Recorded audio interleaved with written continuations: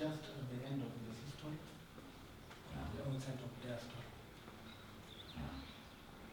And it is due to, as the mitral valve opens at the on, you got to do that da-dum-da, da-dum-da, dum-da-da, dum-da-da, and people don't do it around other people. They'll take you to Mathari, but do it so that you really get it built into your mind. Okay, so. All right, now heart murmur. Those are gallop sounds. The S4 and the less common S3 are called gallop extra sounds, okay? All right. Now, a hole in the heart, okay? Yeah. So what we're talking about, the most common heart murmur you'll hear is called mitral valve regurgitation, all right? Mitral valve regurgitation.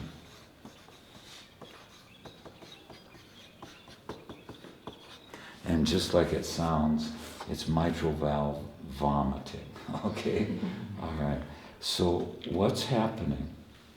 When this ventricle is contracting, the left ventricle is contracting, the mitral valve slams shut. See, this mitral valve, okay, two leaves, okay? They're broad like your finger, like your hand. They close, they open, they close, they open.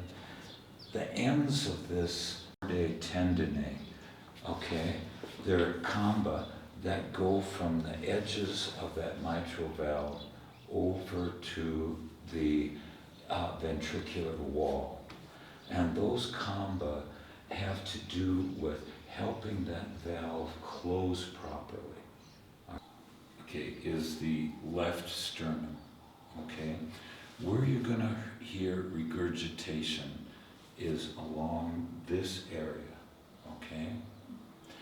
The most typical is and what happened was this guy laying on the ward started breathing fast, okay?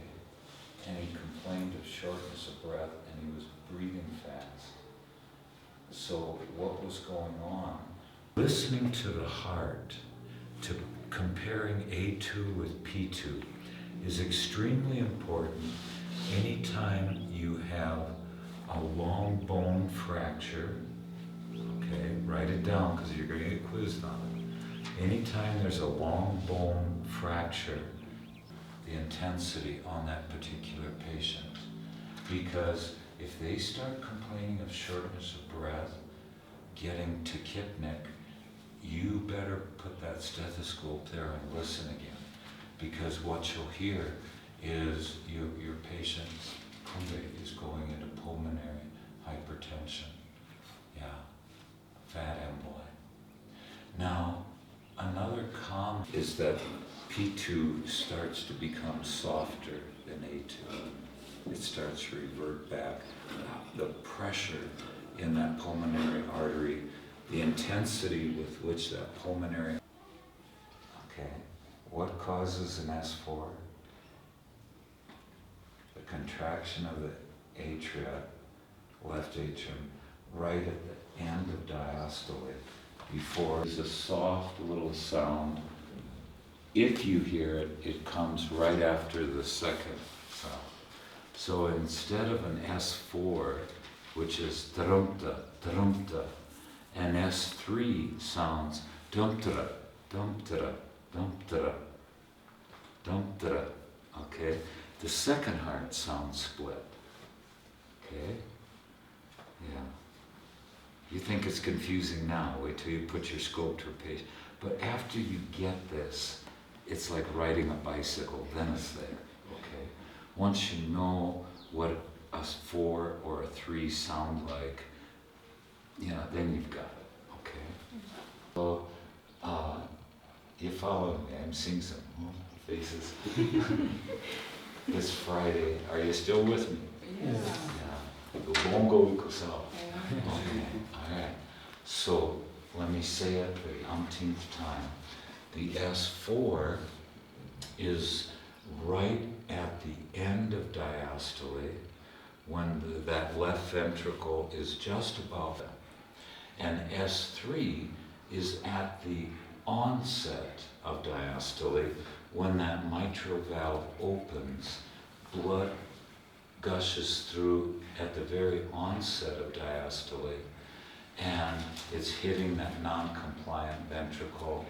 And okay, well, the first heart sound is the onset of systole.